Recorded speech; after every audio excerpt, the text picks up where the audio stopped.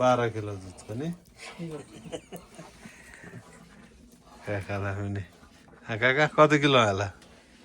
12 kilo कतै दिन र काका भन्दिनु त तीर्थतिर पहिला जाँदा के गर्थे र अहिले राति हेर्नु है यहाँ हामीलाई दुधको अब कुराउनी अघिको गाईको दुध कति 27 लिटर गाईको दुधको कुराउनी बनिँदैछ हेर्नु 2 साँचै भयो पनि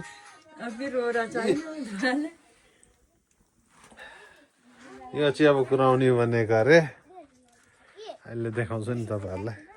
बनाउँदै गरेको प्रोसेस ए अब अढाई घन्टामा बसाएको थियो ए 2.5 घन्टामा चाहिँ घटेर अब चाहिँ यहाँ यो पनि आएको छ जाडो लगाएर यो पनि आएको छ हाम्रो काकासँग छौँ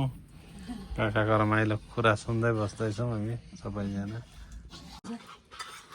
यो अब काका र म टेस्ट गरेको है त्यो टेस्ट हो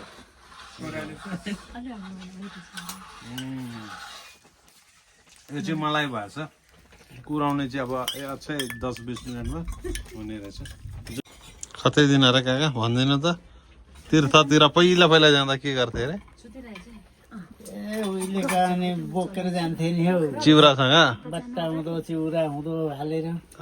कति दिन बिग्रिँदैन हप्ता 10 दिन बिग्रिँदैन अरे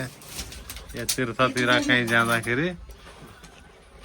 यो बोकेर जान्थ्यो अरे चिउरासम्म हालेर खाँदा हुन्थ्यो अरे अब चाहिँ हुनु आँट्यो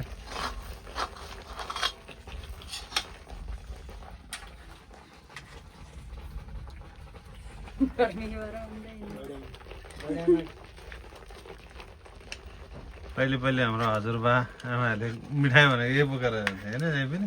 अहिले पनि त लड्डुहरू जस्तो क्या अब मिठाईको चिनी लगाएर अलिक धेरै चिनी लगाएर दुधमा अनि